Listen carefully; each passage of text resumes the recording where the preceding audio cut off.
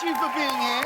Thanks for coming to see us. Lots to talk about. So happy to be here. Pamela, since the last time you were here, you've got British citizenship. Britisher. I did. British. What do you have to do? Because I know to become a US citizen, it's like Easy. an up at dawn, pride-swallowing siege. Well, Yeah. is that the case? What do you have to do to become a citizen of the UK? Nothing. Yeah. I had to We're pretty loose. pledge my entire allegiance to the Queen, and Correct. my mother is kind of an anti-monarchist, so it was very funny that day that we were in this office building in Century City, and my mother's watching me become a British... My mom. I'm Thanks someone for else. being there with me. That's all right. Oh, sorry. Darling, I've always believed in you. But it was an incredible moment. It was very emotional, and it felt good. You know, like now I have an escape hatch in case jumps off. So Oh, yeah. just have another place. Oh, yeah. Oh, yeah. Oh, yeah, that'll do it. Yes, Yeah. exactly. Get to Boris Johnson's country. Yeah. It all worked out Where so safety well. lies. The timing was pretty interesting. Now, you didn't have to take a test, OK? And Taika, you are in a relationship with an English person, an English woman. I want to ask you both some questions, see if you know enough about England, Britain to become a citizen, all right? So I'm going to ask you both the question. Can you name, this is a big one, can you name 3 flavours of Walker's crisps? Totally. Yeah. You've got what, your chimney sweep. You've got You got Branston pickle. No. orphan. Oh. What else do they do over there? What else do they do in England? You got Dick Van Dyke to go with chimney sweep. Dick no. Van Dyke flavoured No. crisps. Yeah. Dick flavoured Coal crisps. miner- Yeah, coal that's what miner we want.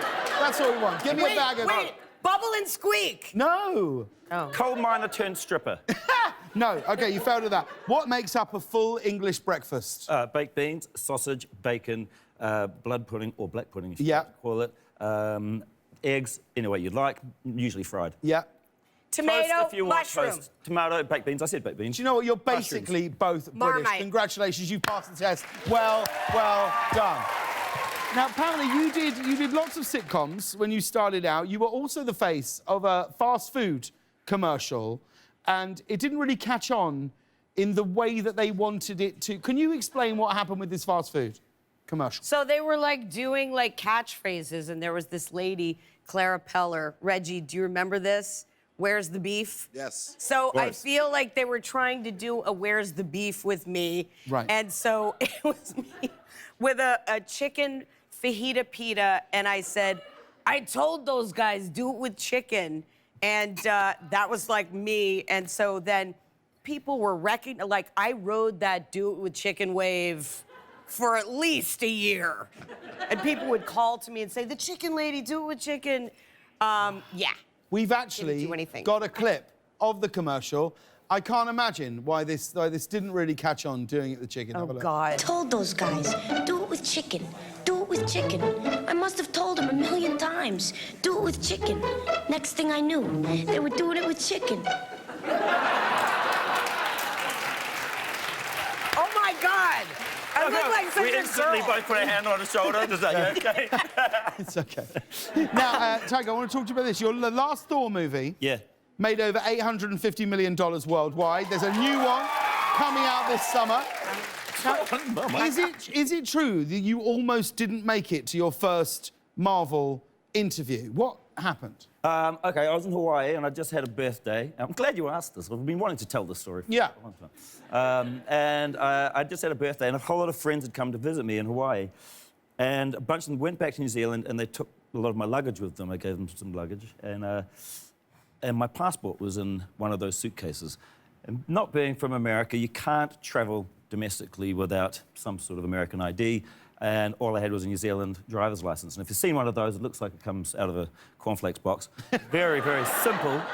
So I turned up to the airport, and I don't know why. I just had to try. Yeah. And there were these lovely guys there at the customs. I'm not going to name them because I don't know their names, and I'd get in trouble if I did name them. I showed them my ID. They laughed at me. They said, "What the hell is this?" I said, "That's my ID." And they said, "There's no way you're getting on this plane, mate." have you got anything else? And by now, a bunch of them had gathered round and were all laughing at me. And I looked in my bag, and I still had a contract sitting in there, an old contract from Moana, because I was the first writer on Moana. And I said, look, all I've got is this. It's from Disney, Marvel, it's all the same people, you know. I'm trustworthy. And to their credit, the guy looked at this thing, he said, hey, bro, you're working on Moana. Yeah, we're pretty excited about that. Get on that. I love that! And, he let me on that plane, and because of those guys, I made that meeting, and I'd like to thank those guys for me getting the job. Was it? But let me ask you this: when a film like Thor comes your way, what do you feel like you have to do to impress folks at Marvel to get such a huge? Cause I'd be right in thinking that was the biggest budget you'd ever worked on. It was a jump to go and do it. What do you have to do when you're meeting the people at Marvel to impress them enough to get such a gig? Just say yes. Say Really? yes to everything. Just Say yes. yes, not yep. Absolutely, I can do that. Right. I won't let you down. You know, And that's it's it. like getting any job. If you want a job, you got to lie. You know, that's you got to what fake it. Mel Brooks said that. Mel Brooks said, you just say yes to everything. Even though you're talking out of your ass, you're just saying yes. And then you get to the point where you're making it, and it all works out.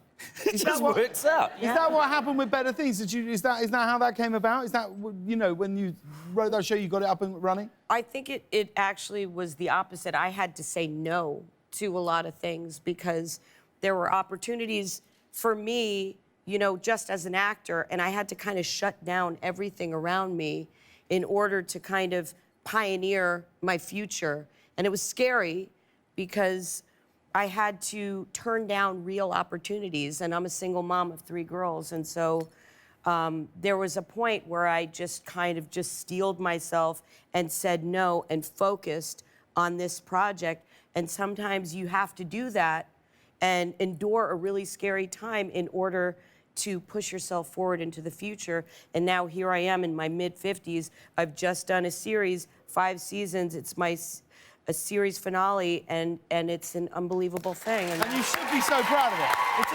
It's a brilliant show.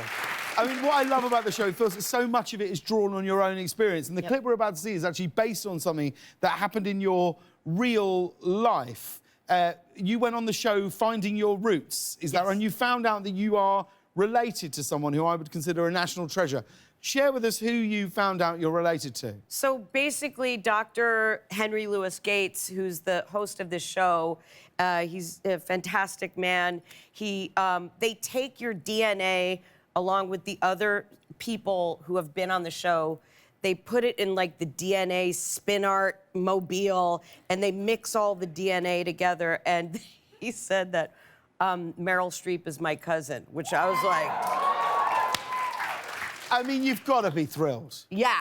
You've got to be thrilled. He asked me who I would want to be related to, and I said Red Fox. Yes. So it was Meryl Streep, which is the second person I would have mentioned after Red Fox.